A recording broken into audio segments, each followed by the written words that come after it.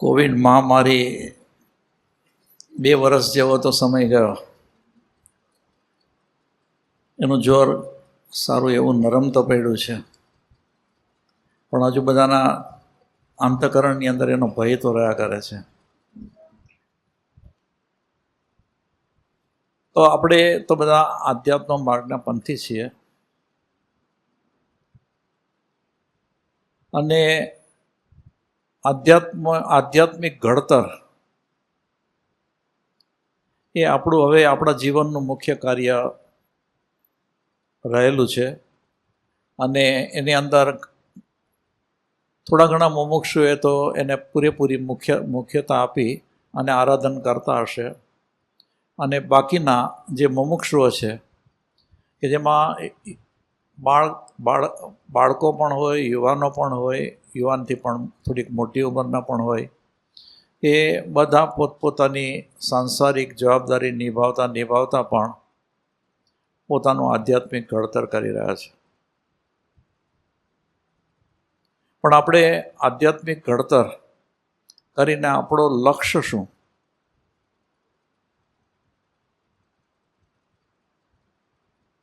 તો બધા મુમુક્ષુઓએ પોતાનો લક્ષ્ય તો નક્કી કરી લીધેલો છે. ઘણાને પોતે લક્ષ્ય કરી લીધો હોય પણ એનો પોતાને ખ્યાલ ન પણ હોય, પણ છતાં એને લક્ષ્ય તો નક્કી કરી લીધેલો છે. અને હજુ જેને લક્ષ્ય નક્કી ન કર્યો હોય એને લક્ષ્ય આધ્યાત્મિક માર્ગની અંદરનો લક્ષ્ય પહેલેથી ફિક્સ કરી અને નક્કી કરી લેવો જોઈએ.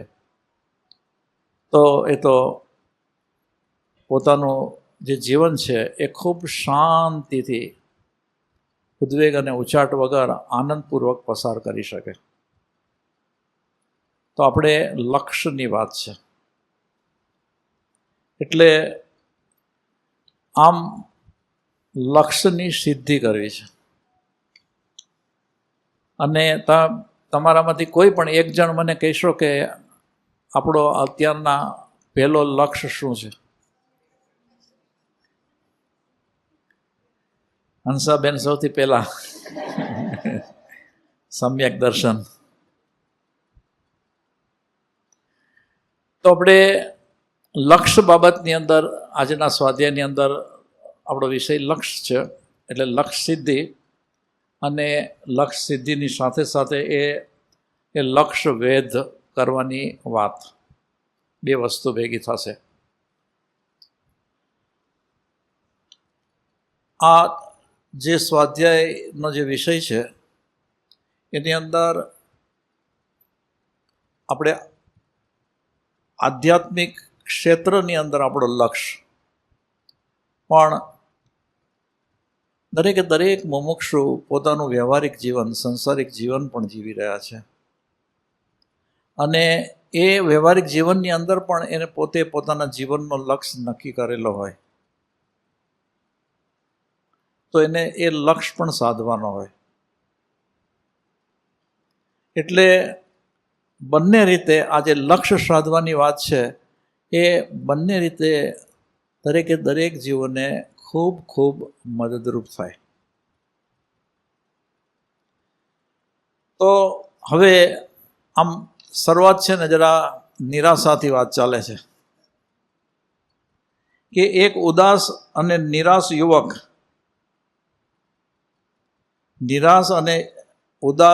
યુવક આકાશ ભણી મીટ માંડી અને ગણગણી રહ્યો હતો. મારે પાંખ વિના ઉડવાનું, મને ગગન પડે છે નાનું. મારે પાંખ વિના ઉડવાનું, મને ગગન પડે છે નાનું. ત્યાંથી પસાર થતા એક ચિંતક છે, આ યુવાનને કહ્યું કે દીકરા, તારે ઉડવું છે પણ પાંખ નથી ખરું ને? તો કે છે હા, આખી દુનિયા જીતવાના કોડ છે. આકાશને આંબવાની તમન્ના છે, પણ મારી પાસે લક્ષ્ય સિદ્ધિના કશા જ સાધનો નથી. ત્યારે ચિંતક એને શું કહે છે કે સાધનોની વાત પછી આવે છે,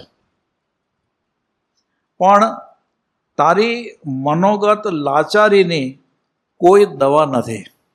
હવે ચિંતક સીધો જ મનોગત લાચારી કહે છે કે સાધનોની વાત તો પછી આવે છે, પણ તારી મનોગત લાચારીની કોઈ દવા નથી, સિવાય કે તારો પોતાનો દ્રઢ સંકલ્પ. તારો પોતાનો દ્રઢ સંકલ્પ. તો યુવાન શું કહે છે કે મને એ જ સમજાતું નથી કે મારું લક્ષ્ય નિર્ધારણ કેવી રીતે કરવું. મારું લક્ષ્ય નિર્ધારણ કેવી રીતે કરવું. ચિંતકે કહ્યું કે લક્ષ્ય બજારમાં નથી મળતું. બુદ્ધિ અને હૃદયની ભાવનાનો સંગમ કરીશ એટલે અંદરનો દીવો પ્રગટશે. ફરીથી વાત સાંભળજો બરાબર. આમ તો આ લક્ષ્યની વાત સાંભળવી પણ જોઈએ લક્ષપૂર્વક.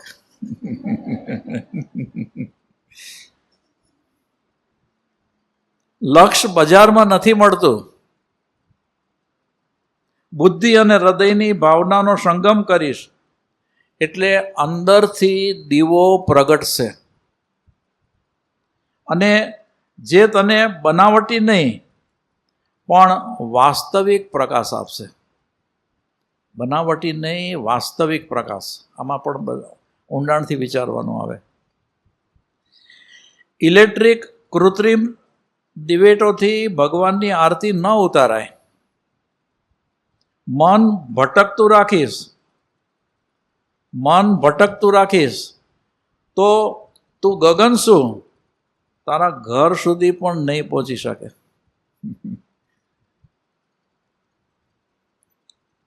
બરાબર વિચારજો. આપ તમારા મનથી જ તમારે વિચારવાનું છે અને તમારા મનને માટે જ વિચારવાનું છે કે મન ભટકતું રાખીશ તો તું ગગન તો શું પણ તારા ઘર સુધી પણ નહીં પહોંચી શકે. લક્ષ્યહીનતા ભટકાવે છે. લક્ષ્ય સિદ્ધિ માટેનો સંકલ્પ જીવન નૌકાને લક્ષ્ય દ્વીપને આરે પહોંચાડે છે.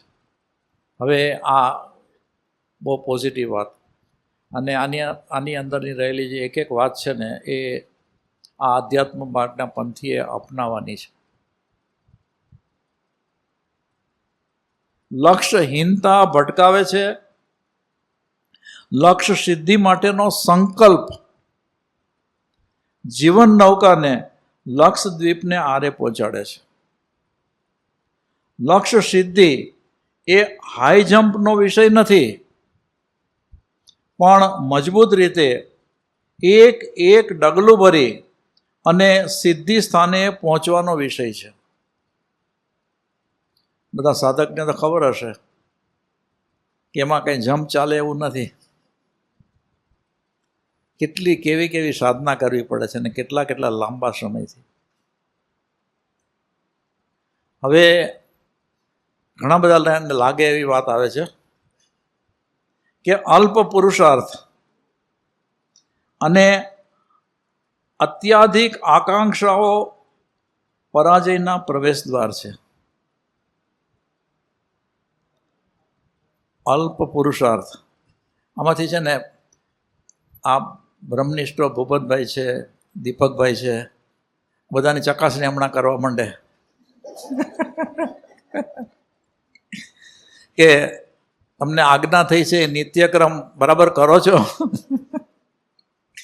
કેટલા પાસ થાય? એટલે અમુક પર્સન્ટેજ પાસ થાય, બાકી તો બધે ગાબડા થઈ જાય. તો અલ્પ પુરુષાર્થ અને અત્યંત અધિક આકાંક્ષાઓ, સંસારિક આકાંક્ષાઓ પરાજયના પ્રવેશ દ્વાર છે અને સકારાત્મકતા જ સ્વર્ગ છે. સકારાત્મકતા જોઈએ છે. અને નકારાત્મકતા એ નર્ક છે. ઈશ્વરે તને હારવા માટે નહીં, જીતવા માટે આ ધરતી ઉપર મોકલ્યો છે. અંદરની સમૃદ્ધિની ઉપેક્ષા કરી બહારની સમૃદ્ધિથી અભિમાની બનવું એ દીવો બુઝાવી અને અંધકારની ફરિયાદ કરવા સમાન છે. અહીંયા જેટલા જણા બેઠા છે ને, બધાની પાસે ભગવાન મહાવીર પાસે જે સમૃદ્ધિ હતી ને એ સમૃદ્ધિ છે. બધા પાસે એ સમૃદ્ધિ અંદર પડી છે. પણ એ અંદરની સમૃદ્ધિની ઉપેક્ષા કરી બહારની સમૃદ્ધિ, ધન દોલત મિલકત ઘર બાર કુટુંબીજનો, આવી બધી સમૃદ્ધિ અને એનો અભિમાન, એ અભિમાની બનવું એ દીવો બુઝાવી અને અંધકારની ફરિયાદ કરવા સમાન છે. એક તો દીવો બુઝાવી નાખવાનો, પછી કહેતો આ તો અંધારું થઈ ગયું. હવે આમ એક એક વચન તો બહુ જોરદાર છે. કદમ લઈ જાય ત્યાં નહીં, કદમ લઈ જાય ત્યાં નહીં, પણ કદમને મંજિલ કે ગંતવ્ય સુધી પહોંચાડવા યાત્રા આરંભશો તો જ તમે નિર્ધારિત સ્થળે પહોંચી શકશો. પગ એની મેળે આપણને જ્યાં લઈ જાય ત્યાં જવું એમ નહીં, આપણે પગને ચલાવવાના છે. નિર્ધારિત સ્થળે લઈ જવો, આપણા પગને એ સ્થળે લઈ જવાના છે. છૂટા છવાયા ભ્રામક સ્વપ્નોની મૂડી લઈ અને વેપાર કરનારને કોઈ બુદ્ધિશાળી વેપારી નહીં કહે. ગોલ્સ એ બ્રાયન ટ્રેસીનું વિશ્વવિખ્યાત પુસ્તક છે. તેમાં ગોલ્સ અથવા તો લક્ષ્ય, ગોલ કે ને, ગોલ્સ અથવા તો લક્ષ્ય નિર્ધારણ માટે બ્રાયન ટ્રેસીએ મહત્વના ઘણા બધા સૂચનો કરેલા છે કે જેનો આપણે અભ્યાસ કરીએ ત્યારે આપણને ખ્યાલ આવે. થોડાક સૂચનો છે પણ અત્યારના હું એ નથી લેતો.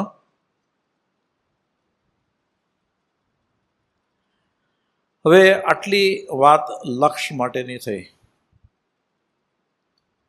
હવે એના દાખલા, અને એ જે દાખલાની જે વાત છે એનાથી કદાચ ઘણા બધા લોકો પરિચિત હશે. એટલે જ્યારે અમે લોકો નાના હતા ત્યારથી તો આ વાતથી પરિચિત હતા, પણ અત્યારના જમાનો ઘણો બધો બદલાઈ ગયો છે. એટલે જે નવા જમાનાના છે એ બધા આનાથી પરિચિત હશે કે નહીં ખબર નથી. આ દાદા લોકો કદાચ છોકરાઓને કહે, વાર્તા કરે અને ખબર હોય તો ખબર પડે. પણ આ કથા છે કે સુધા સુંદરમે સાવિત્રીના જન્મની કથા આલોકતું નોંધ્યું છે. સાવિત્રી કે મદ દેશના રાજા અશ્વપતિ સંતાન પ્રાપ્ત કરવાની ઈચ્છાથી તપ કરી રહ્યા હતા. 18 વર્ષની તપશ્ચર્યા પછી, 18 વર્ષ, આમ તો ભૌતિક ઈચ્છા છે કે એને સંતાન નથી અને એ થાય, અને એના માટે એને 18 વર્ષનું તપ કર્યું. અને દેવ પ્રગટ થયા પ્રસન્ન થઈને અને પુત્રીના જન્મનું વરદાન આપ્યું. પુત્રી સાવિત્રીનો જન્મ થાય છે અને પછી એ રાજ પરિવારમાં ઉછરે છે. રાજા અશ્વપતિ પોતાની પુત્રી સાવિત્રીને જીવન સાથી જાતે પસંદ કરવાની છૂટ આપે છે. ત્યારે તો છૂટ આપે પછી છૂટ લેતા, અત્યારના તો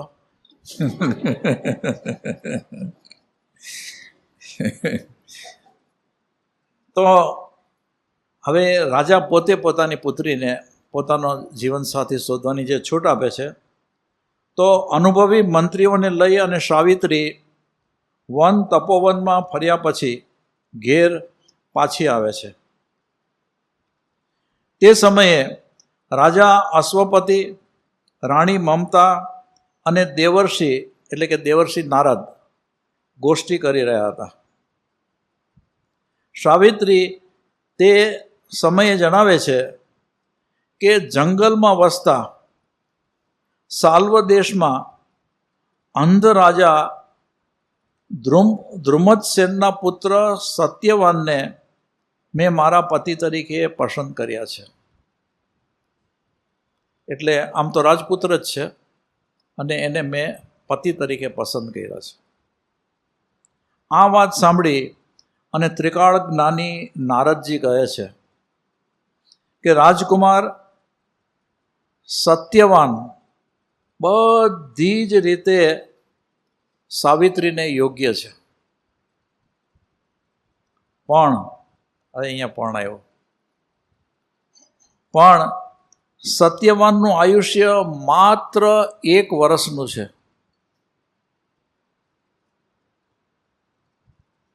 એ સાંભળી અને સાવિત્રીના માતા પિતા એને બીજો જીવનસાથી શોધી લાવવા સમજાવે છે, પણ સાવિત્રી અડગ છે.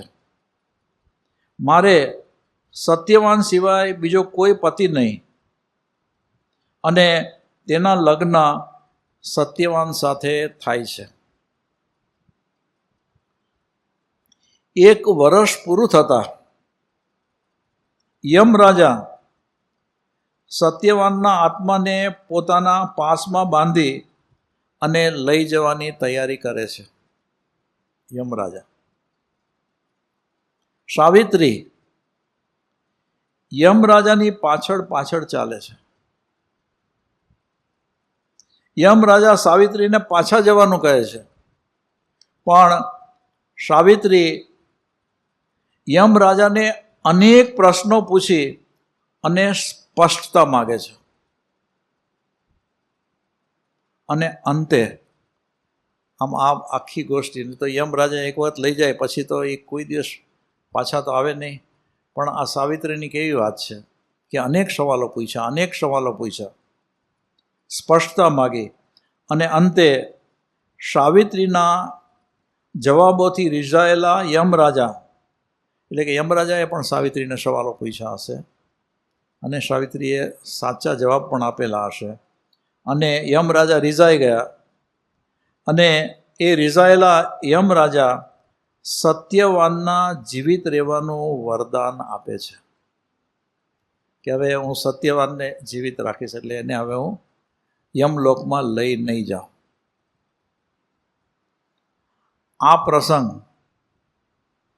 આ પ્રસંગે લક્ષ્ય સિદ્ધિ અને આત્મશ્રદ્ધા તથા દ્રઢ મનોબળનો સંદેશો આપે છે. લક્ષ્ય સિદ્ધિ, આત્મશ્રદ્ધા અને દ્રઢ મનોબળ, આ 3 ગુણો વિકસાવવાના છે.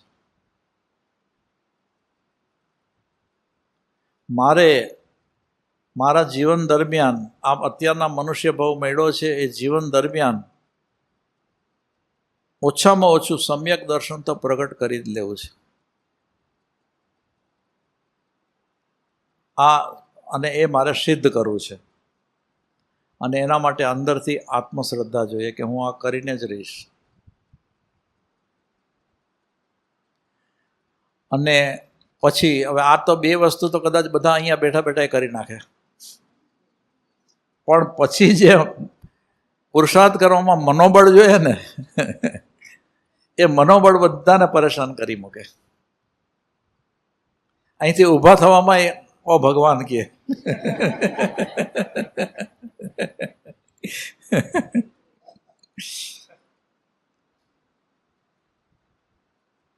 તો લક્ષ્ય સિદ્ધિ, આ પ્રસંગે લક્ષ્ય સિદ્ધિ, આત્મશ્રદ્ધા તથા દ્રઢ મનોબળનો સંદેશો આપે છે. સાવિત્રીનું એક જ લક્ષ્ય હતું, પોતાના તપ અને સત્યના પ્રભાવથી સત્યવાનને જીવિત રાખવાનું. હવે આની અંદર તપ અને સત્યનો પ્રભાવ એટલે કે દરેક આત્માએ પોતાએ જે કાર્ય સિદ્ધ કરવું છે એમાં એનું ચિત્ત તો શુદ્ધ હોવું જ જોઈએ. એની અંદર, એના મનની અંદર ગમે તેવા અવડા સવડા વિચારો ચાલતા હોય, સારા ખરાબ વિચારો ચાલતા હોય, એમ નહીં. મન તો શુદ્ધ જોઈએ જ લક્ષ્ય સિદ્ધિ કરવા માટે. અને એ તપ અને સત્યનો પ્રભાવ, હંમેશા એને જે કંઈ કર્યું એમાં સત્યને આગળ રાખીને જ કર્યું. સાવિત્રીની જગાએ બીજો કોઈ હોત તો 1 વર્ષ પછી વૈધવ્યના યોગો જાણી અને સત્યવાન સાથે પરણવાનું માંડી જ વારત. સાવિત્રીનો વિજય એ લક્ષ્ય સિદ્ધિ માટે અણનમ રહેવાનું મહત્ત્વ સમજાવે છે. આ એક કથા કરી આપણે. હવે જે આના પછીની જે કથા છે એ આપણે થોડી વાર પછી લેશું. અને હવે આ લક્ષ્ય સિદ્ધિ માટેના આપણે, એટલે લક્ષ્ય સિદ્ધિની અંદર જે લક્ષ્ય વેદ કરવાનો છે એને અનુરૂપ એક થોડીક વાતો લઈએ આપણે. સ્વામી વિવેકાનંદની વાત આવે છે. સ્વામી વિવેકાનંદ. સ્વામી વિવેકાનંદને એક જણને ત્યાં જવાનું થયું હતું. પેલો વિદેશી હતો. ભારતવાસીઓ યોગ સાધના અને સંન્યાસીઓ માટે એનો મત નહીં.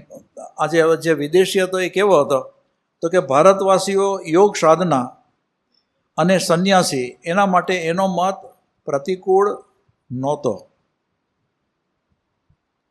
સ્વામીજી દીવાનખાનામાં બેઠા એટલે તરત જ પેલાને અગત્યના કામે જવાનું આવ્યું. કોઈ પણ કારણસર એને જવાનું થયું. એટલે એણે સ્વામીજીને કહ્યું કે અડધા કલાકમાં આવું છું, ત્યાં સુધી બેસજો. ને પેલા પૂછે છે, ત્યાં સુધી બેસશો? જરૂર, સ્વામીજી કહે છે. એમ કરો, કોઈ સારું પુસ્તક હોય તો વાંચવા આપો, ત્યાં સુધીમાં સમયનો ઉપયોગ થઈ જશે. આજે જ ટપાલમાં એક ગ્રંથ આવ્યો છે. બહુ ભારે ગ્રંથ છે, સમજવામાં મુશ્કેલ પડે છે. એક પાનું વાંચતા પણ મને તો નાકે દમ આવી ગયો. તમે 1-2 મુદ્દા તપાસશો, ત્યાં સુધીમાં તો હું પાછો આવી જઈશ. ભલે, એમ કહી અને સ્વામીજીએ પુસ્તક હાથમાં લઈ અને વાંચવા માંડ્યું. પાના ઉપર પાના ફરવા માંડ્યા.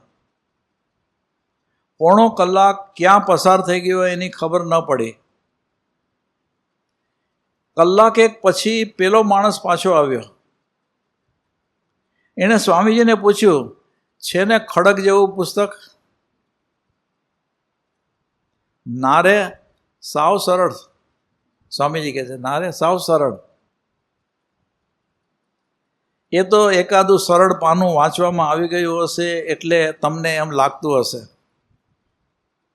ના રે, હું તો આખી ચોપડી સાંગો પાંગ વાંચી ગયો. આખી ચોપડી અને સાંગો પાંગ વાંચી ગયો. એ બને જ સી રીતે? પુસ્તક તો હજુ કાલે જ બજારમાં મુકાયું છે, પણ આજે એને વાંચવા જેટલો સમય મને મળી ગયો ને. વોટ? શું? તમે એમ કહેવા માગો છો કે મારી ગેરહાજરીમાં 1 કલાકમાં તમે આવડો મોટો આખો ગ્રંથ વાંચી ગયા? કેમ, એમાં શંકા લાગે છે તમને? મારી પરીક્ષા કરવી હોય તો કોઈ પણ પાનું ઉઘાડી અને એમાંથી કોઈ પણ પ્રશ્ન મને પૂછી શકો છો. એમ તો 117માં પાના ઉપર શું લખ્યું છે? પેલા એ પુસ્તકનું તે પાનું ઉઘાડીને પૂછ્યું. એ પાનું કોરું છે.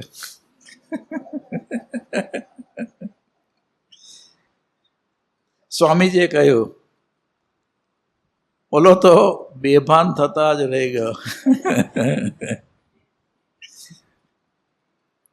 814 પાના ઉપર શું લખ્યું છે? હવે 800 પાના તો એનાથી વધારે હશે ને, તો 814 પાના ઉપર શું લખ્યું છે?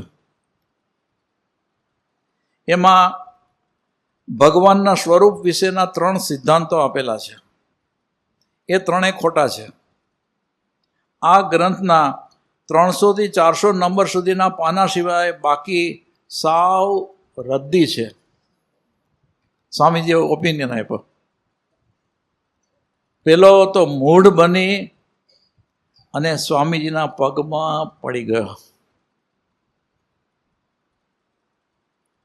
આ તો એક અદ્ભુત ચમત્કાર કહેવાય ને. ત્યારે હવે સ્વામીજી શું કહે છે? એમાં જાદુ કે ચમત્કાર જેવું કંઈ છે નહીં. હવે આ જે બહુ મહત્વની વાત છે, પણ વાંચું છું કે એમાં જાદુ કે ચમત્કાર જેવું કંઈ છે નહીં. આ તો છે મારી એક લક્ષિતાનું પરિણામ. એક લક્ષિતા એટલે કે એક લક્ષપૂર્વક જે પણ કામ કરવું હોય ને એ કરે. એટલે આ પુસ્તકને માટે થઈને પણ એની એક લક્ષિતા, એનું આ પરિણામ છે. પ્રાણાયામ, ત્રાટક અને ધ્યાન દ્વારા અમારી આંખો અને મન માટે એક લક્ષિતા સાવ સ્વાભાવિક બની જાય છે. ફરીથી લઉં છું, આ એક લક્ષિતા માટેની જે મહત્વની વાત છે કે પ્રાણાયામ, ત્રાટક અને ધ્યાન દ્વારા અમારી આંખો અને મન માટે એક લક્ષિતા સાવ સ્વાભાવિક બની જાય છે. આ તો અજાયબી કહેવાય. પેલાનું આશ્ચર્ય હજુ પણ ઓછું થયું નહોતું. તમારો એ અભ્યાસ નથી, એટલે સ્વામીજી હવે એને કહે છે કે તમારો એ અભ્યાસ નથી એટલે તમને એવું લાગે છે. અમે, હવે સ્વામીજીનો વાત, અમે મનમાં જે લક્ષ્ય નક્કી કરીએ અને સિદ્ધ કરી, અમે જે લક્ષ્ય નક્કી કરીએ એ સિદ્ધ કરીને જ જંપીએ. બધાએ લક્ષ્ય તો નક્કી કર્યો છે પણ સિદ્ધ કરીને પછી જ જંપવાનું. રોજની થોડી થોડી સાધનાથી મનને લક્ષ્યવેધ કરવાની મહાન શક્તિ મળી જાય છે. એ પ્રાપ્ત થઈ જાય પછી ઉપયોગ દ્વારા તાજી રાખવાની હોય એટલું જ. તો એકાગ્રતા અને લક્ષ્યવેધ કરવાની આવી શક્તિ કોને ન ગમે? એ મેળવવા માટે પદ્માસન વાળી અને પ્રાણાયામ કરવા બેસી જવાની કોઈ જરૂરત નથી. જો કે એ અને ત્રાટક આદિ સાધનાઓ આપણને ખૂબ જ લાભકારક સિદ્ધ થઈ શકે, પણ આપણને એ બધું એટલું ભારે લાગે કે જો એની ભલામણ કરવામાં આવે તો ઊભા થઈને નાસી જ જઈએ. કદાચ એટલે જ સફળતા અને સુખ આપણાથી દૂર અને દૂર નાસે છે. હવે આપણે પૂછીએ ભૂપતભાઈને કે આ વચનામૃત તમને કેમ આટલું બધું યાદ રહી જાય છે?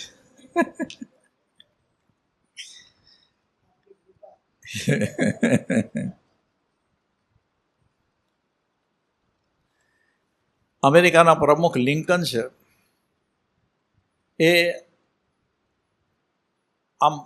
પ્રમુખ થયા પછી 40 વર્ષ એના બધા મિત્રો, આમ હોલિડે હતો અને બધા મિત્રો ભેગા થયા. અને આ બધા મિત્રો ભેગા થાય એટલે મજાક મસ્કરી કરે ને, એટલે એના મિત્રો લિંકનની એ મજાક કરતા હતા કે તું તો ગોખણિયો છો, ગોખણિયો.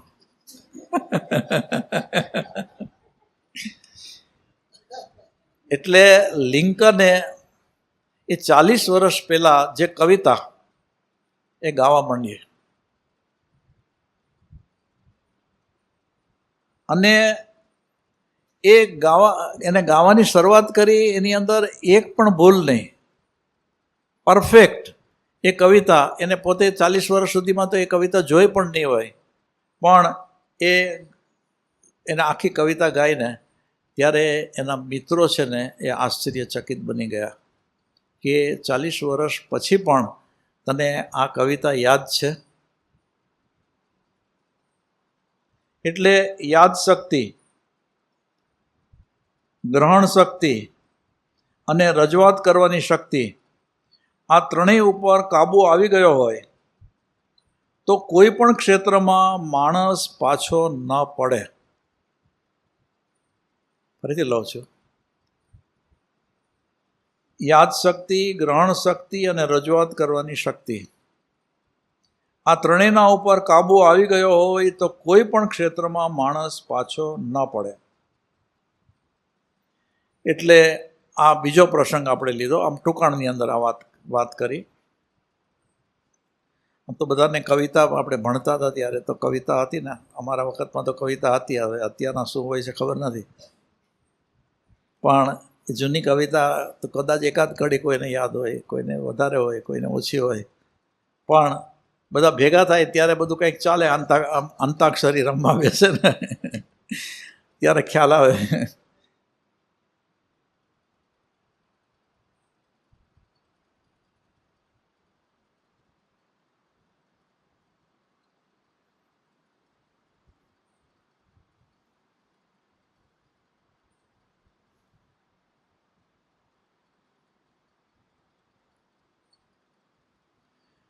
તો સ્વામી વિવેકાનંદ, વેદમૂર્તિ, પ્રજ્ઞાચક્ષુ, ગંગેશ્વરાનંદ, મેકોલે અને લિંકનની જેમ આવી લક્ષ્યવેધી દ્રષ્ટિ ધરાવનારા ઘણા માણસો જોવા મળે છે. એવા એક વિદ્વાન મોટા મોટા ધર્મગ્રંથો મોએ કડકડાટ બોલી જતા. લોકો એને પૂછતા કે આ સિદ્ધિ તમને કોણે અપાવી? નો જવાબ છે, મારી ગરીબીએ. મોટા મોટા ગ્રંથો કડકડાટ બોલી જાય અને એ સિદ્ધિ કોણે અપાવી? તો કે મારી ગરીબીએ.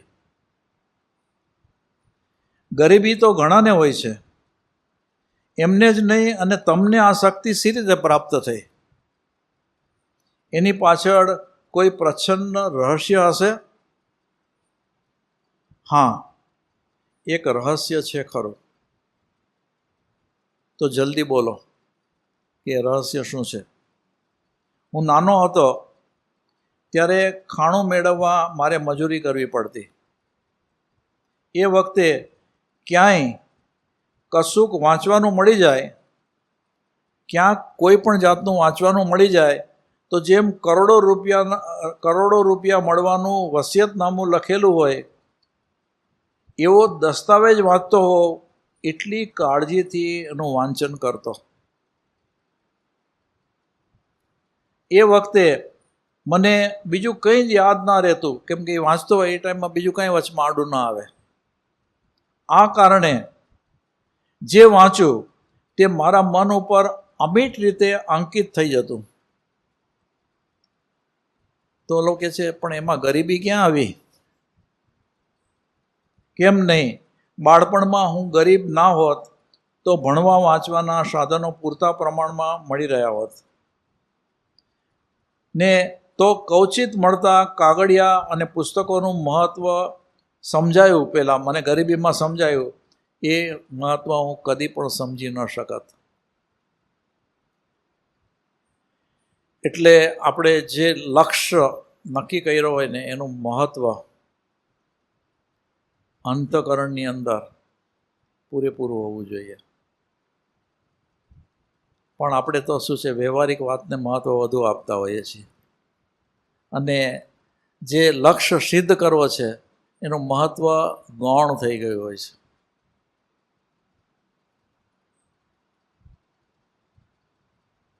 તો આવા માણસની જીવન દ્રષ્ટિ લક્ષ્યવેધી બને એમાં આશ્ચર્ય શું? એ ગમે એટલું વાંકું કામ હાથમાં લે તો પણ એને સીધાસટ પાર ઉતરવું પડે.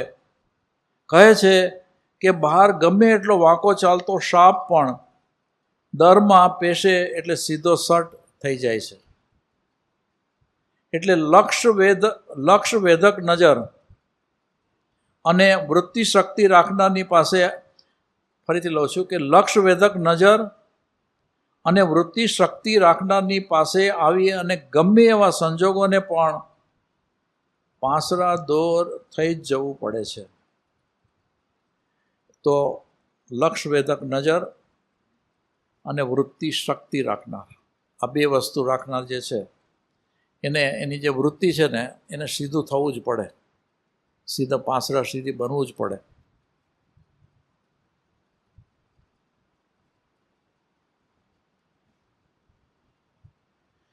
એટલે પોતાને જે લક્ષ્ય સાધવો છે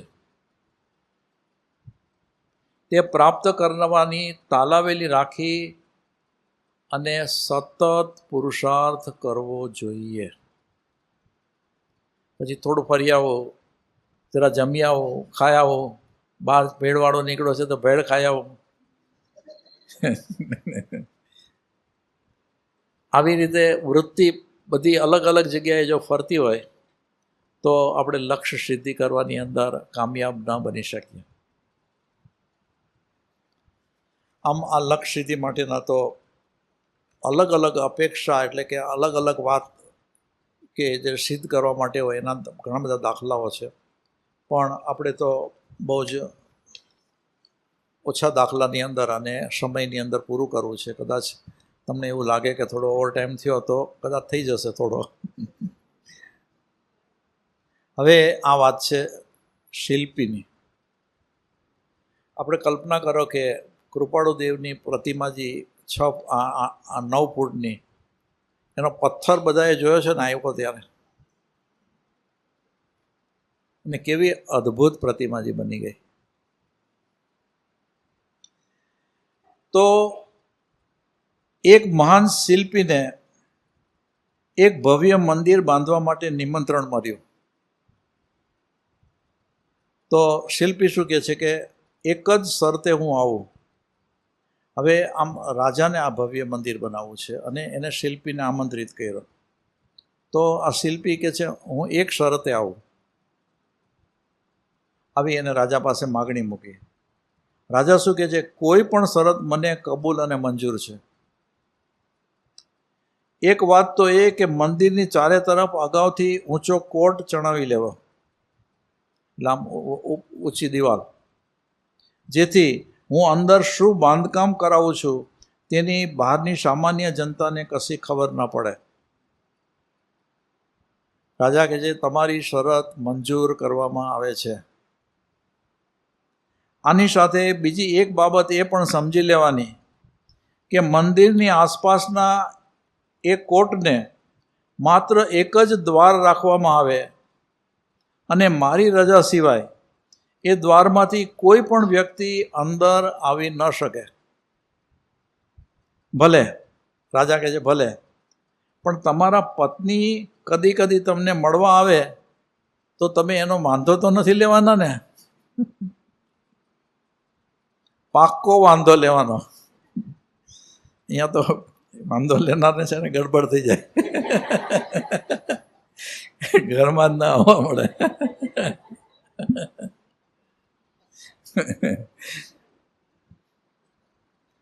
હવે કહે છે કે પાક્કો વાંધો લેવાનો.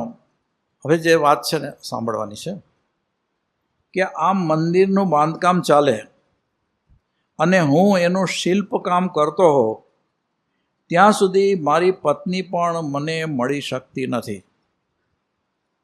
અરે ધુની શિલ્પરાજ, આવું તે કંઈ ચાલતું હશે? જો કલાની એકાગ્ર ઉપાસના કરવી હોય, કલાની એકાગ્ર ઉપાસના કરવી હોય તો એવું કરવું જ પડે. કલા અને પ્રતિભા, હવે આ વાક્ય લગભગ બધા સમજશે. કલા અને પ્રતિભા એ પત્ની કરતાં પણ ઈર્ષાળુ હોય છે.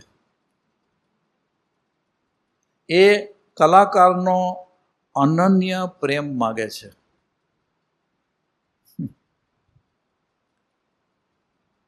ખાલી બીજી વાર વાંચી જાઓ છો, પછી જેને સમજાય એને સમજાય. જો કલાની એકાગ્ર ઉપાસના કરવી હોય તો એવું કરવું જ પડે. કલા અને પ્રતિભા એ પત્ની કરતાં પણ ઈર્ષાળુ હોય છે અને એ કલાકારનો અનન્ય પ્રેમ માગે છે. આ શબ્દ બોલનારો હતો મહાન શિલ્પી માઇકલ એન્જેલો.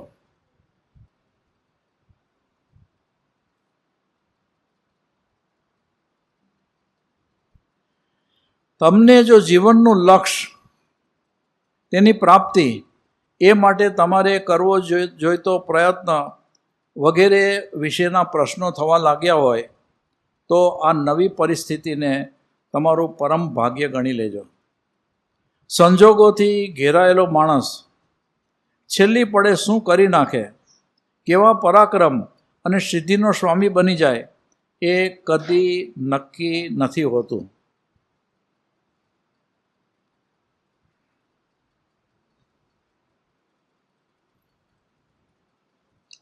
બાકી તો પછી આ લક્ષ્ય સિદ્ધિ માટે જો આપણે વિચાર કરીએ તો અર્જુન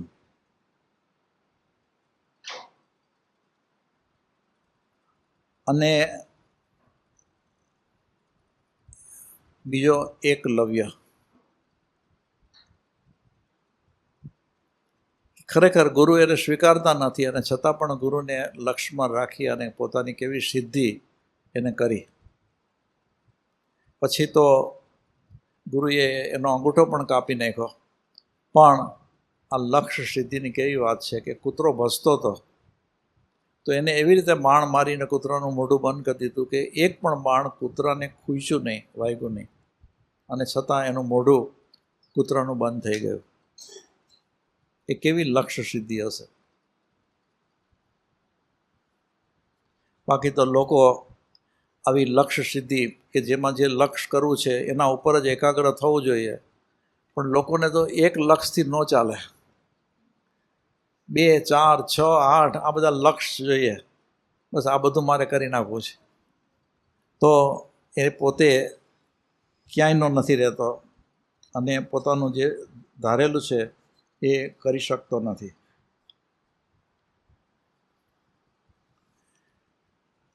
હવે જે એક દાખલો જે બીજો જે આપવાનો છે, એક દિવસ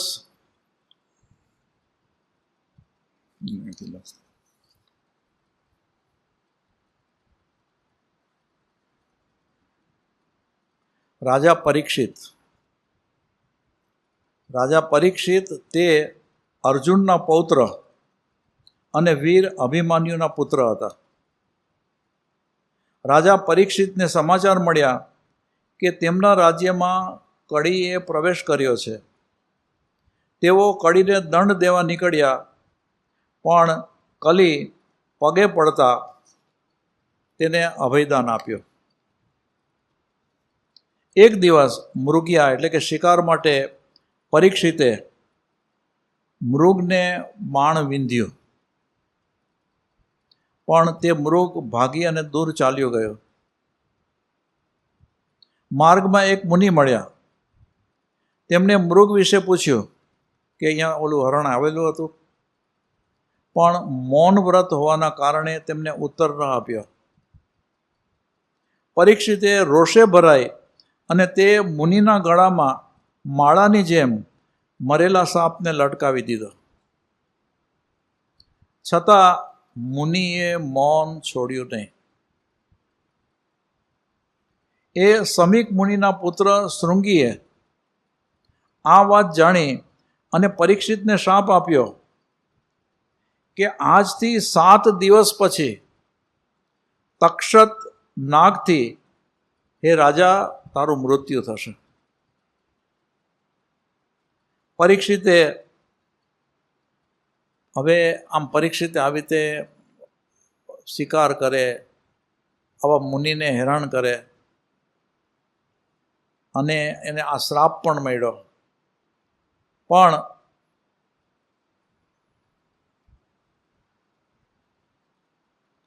પરીક્ષિતે સહેજ પણ વિચલિત થયા વગર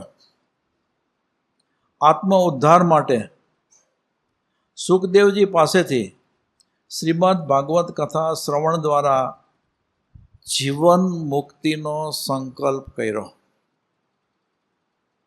કે બસ આ 7 દિવસ મારા હાથમાં છે ને, 7 દિવસ, તો મારે મારી જીવન મુક્ત દશા સાધી લેવી છે આ 7 દિવસની અંદર. અને એ પણ સુખદેવજી પાસે આ કથા સાંભળીને. રાજા પરીક્ષિતની કથા પણ લક્ષ્ય નિર્ધારનો સંદેશો આપે છે. પરીક્ષિતને બ્રહ્માનંદમાં લીન થવું હતું અને મૃત્યુના ભોગે પણ આત્મ ઉદ્ધારનો પ્રયત્ન કરવો હતો. અને એને ખરેખર જ્યારે 7મા દિવસે તક્ષત નાગ એને કરડવા આવે એ પહેલાં જીવન મુક્ત દશા સાધી લીધી. અને આ દશા એ તમારા બધાનો લક્ષ્ય છે કે અમારે કોઈ પણ રીતે આ લક્ષ્ય સાધવો છે. તો ખાલી 7 દિવસ આપણને લાગે ને, અને આ પરીક્ષિત રાજાને તો એમ થયું કે મારી પાસે 7 દિવસ છે, તો મારે એ 7 દિવસની અંદર જીવન મુક્ત દશા સાધી લેવી છે. એ લક્ષ્ય સિદ્ધિ માટેનો એનો સંકલ્પ અને એનો પુરુષાર્થ કેટલો બળવાન હશે. આવી લક્ષ્ય સિદ્ધિ થવી જોઈએ. તો આપણે આ મનુષ્ય ભવની અંદર જે કાર્ય સાધવું છે એ આ જ ભવની અંદર સાધી શકીએ. માટે હે પ્રિય મુમુક્ષુઓ, જીવન જેવું અદ્ભુત જીવન મળ્યું છે, એને અલેખે વહી જવા દેવાય કે કેમ?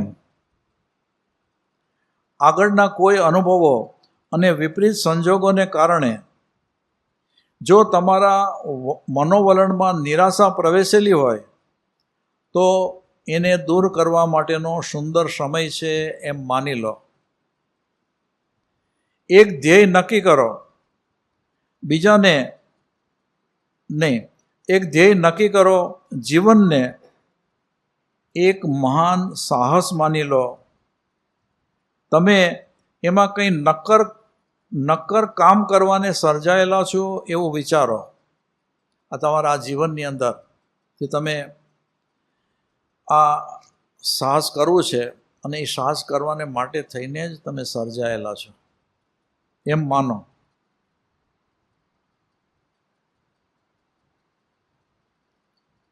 સામાન્ય જીવન તમારું શા માટે હોય? તમે તુચ્છ બનીને શું કામ જીવો?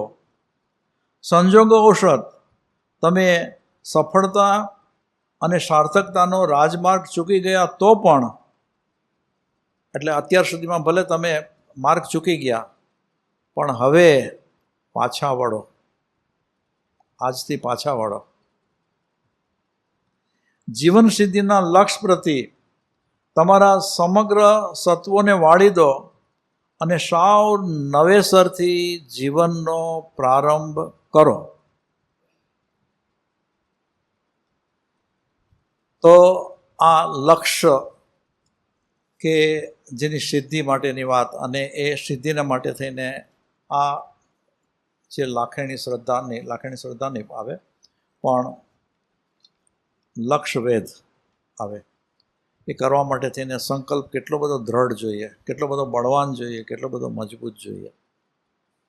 હવે હું અહીંયા મારી વાત પૂરી કરું છું.